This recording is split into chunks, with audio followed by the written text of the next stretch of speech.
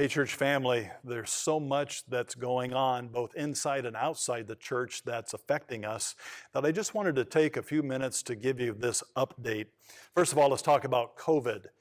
As I'm sure you've heard, the number of cases has been up during this month of August. How's that going to affect our ministry here at Emmanuel? Well, we've been scaled back for a long time. We're thankful that over the last year we've been able to do our public services on Sunday. Some small groups here and there have met, but we've really been scaled back. Well, here's how we're looking at it this fall. All the plans that we have, both Sunday morning with the Bible hour, Wednesday evening with our small groups and discipleship groups, we are planning to still move ahead full steam with all that we want to do. We've been scaled back long enough, and now we want to move ahead with the ministry that we're doing. We look at it like this. Sunday mornings when we meet for worship, if you want to wear a mask or not wear a mask, that's fine. If you want to be vaccinated or not be vaccinated, that's up to you. You're an adult, you can decide what's best for you and for your family. But as far as our church is concerned, we believe that we can move ahead safely with ministry and to do so in a way that is going to be for your good and for the good of our church. So if you want to wear a mask, that's fine. If you want to be vaccinated, whatever. If you still like to social distance, I invite you to come to the 9 o'clock early service. I can give you all kinds of room to social distance in some places in the auditorium. So we really think that we just need to move ahead with the ministry plans that we have, realizing there's going to be times probably over the next months in which COVID cases spike.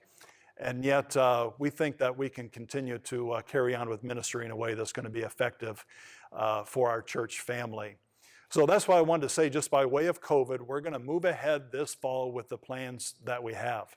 Now, speaking of this fall, you've heard us talk about One Purpose Weekend. We're really looking forward to September 17th through the 19th. That's our One Purpose Weekend for this year. Maybe you've already seen this literature piece out in the foyer. Pick one of these up, because on here you're going to see the schedule for Friday night, Saturday morning, and Sunday morning, as well as you will see the workshop teachers and the different titles to the workshops that they'll be doing. And we just want to encourage you to make plans to be part of One Purpose Weekend. A couple things in particular. One, the theme that we're doing is discipleship. And one thread that's being woven throughout that weekend of discipleship will be parenting. Really, parenting is discipleship for the Christian. And so we have our friend Tim Pasma is going to be here to teach several workshops on parenting. And he'll have one of the general sessions with everyone together as well. Tim, of course, is a longtime pastor. He is a fellow with ACBC, the Biblical Counseling Certification Association that we work with as a church. God's just given him not only a wisdom that comes from years of being in the scriptures, but also by way of his own Christian experience. And we're looking forward to what he has to tell us about parenting and the Bible. So that's one of the things that will be special. Now, Saturday, after we have our 2 workshop hours, we're going to come together in the auditorium. I'm going to have a message for us on discipleship.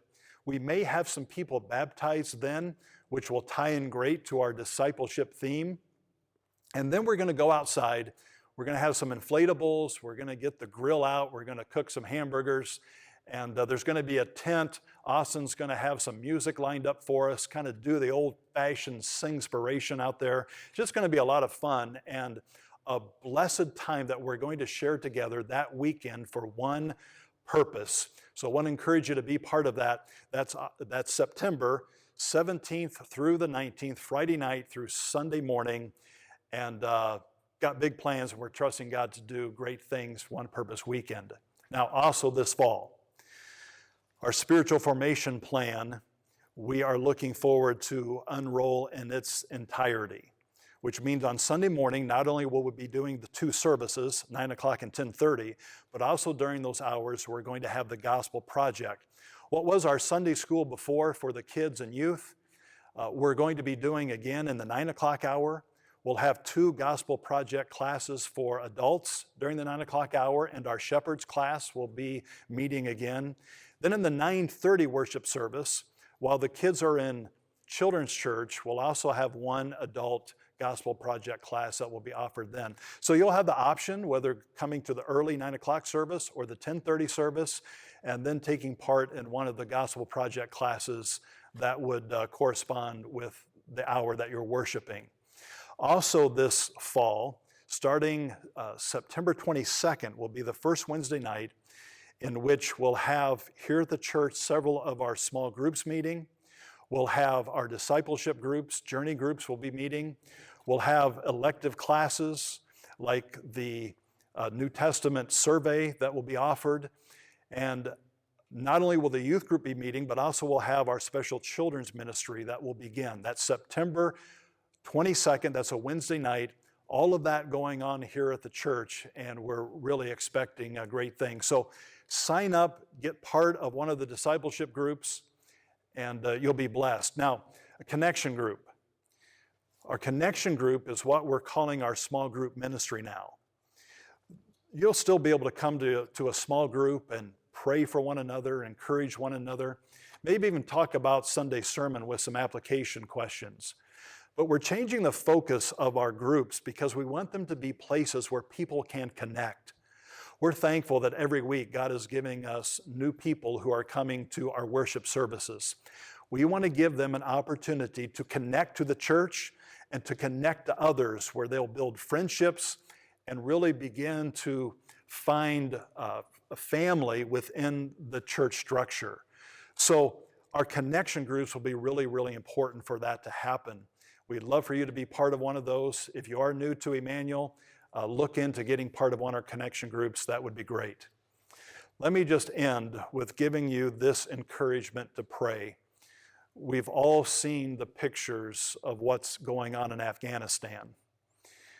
We've heard about Haiti and another catastrophe that has afflicted that country. I want you to be praying for those in Afghanistan, in particular, pastors and churches. I have an article that Nine Marks Ministry put out in which they interviewed, one of their staff interviewed a pastor from Afghanistan. He shares in that article how we can be praying for the church as well as the people of Afghanistan right now. So I want you to read that. That will be part of this week's email that goes out. And that will just help you be praying for the church, pastors, Christians, and just the people of Afghanistan, as well as remembering Haiti. Now, my father's house right now does not look like there's any additional needs, but Pastor Predestin also is the director of a number of association churches where several of their pastors and churches have experienced specific needs because of this most recent earthquake. So we'll give you opportunity to be able to give and to help there. Still, Samaritan Purse is just always a good ministry. If you want a ministry you know that's evangelical, and you want one that has a structure where they're able to get to places all around the world quickly, the Samaritan Purse, and we always put out information about Samaritan's Purse, how you can give through them and be a blessing to those who are in great need right now. Hey, God's doing wonderful things in our church. I'm thankful that you're part of it. Thank you for praying, for giving, for serving, and we just continue to anticipate God doing great things for His glory and for the good of His people.